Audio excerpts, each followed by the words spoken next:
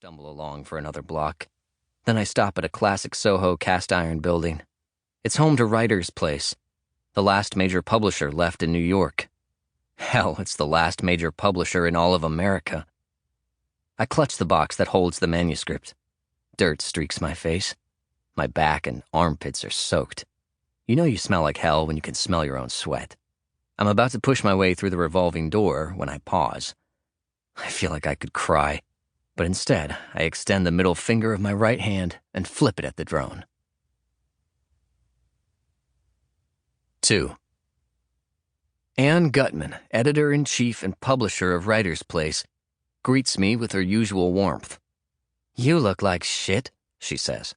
"Thank you," I say. "Now let's get the hell out of your office and go someplace where we can't be watched." "Where'd you have in mind, Jacob? Jupiter? Or Mars?" "Christ, I can't stand it," I say. "They watch me 24/7. She nods, but I'm not sure she agrees with me.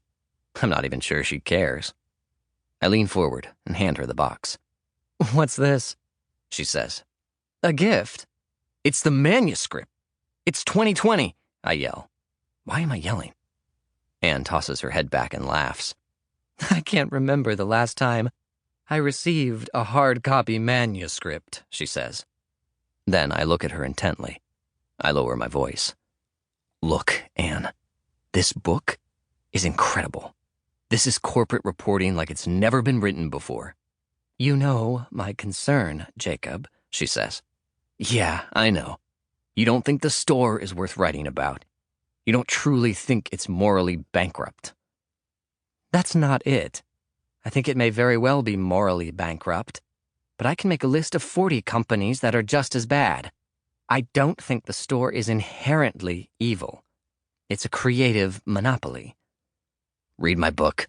Read 2020. Then decide." "I will." "Tonight?" I ask. "Yes, tonight. Immediately." "Immediately? Wow, that's fast." Anne smiles at my minuscule joke. I try to remain calm. I'm sure if she reads the book, she's going to be blown away. Then again, maybe she won't be.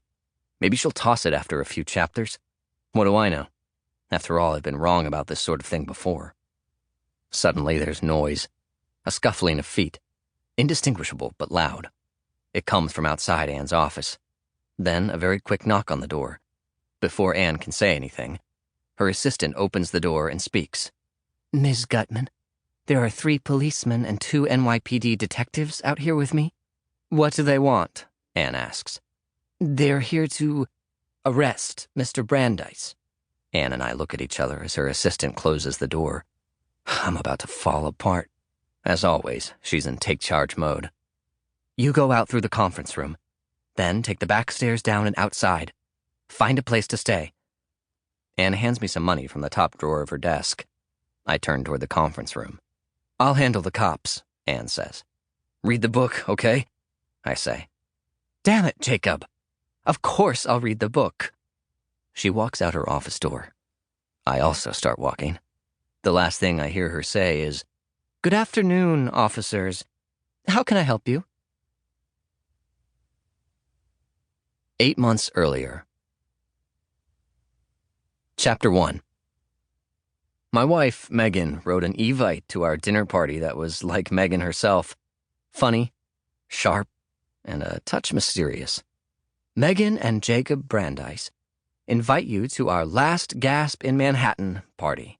Tuesday evening, August 30th, 8 p.m., 322 Pearl Street."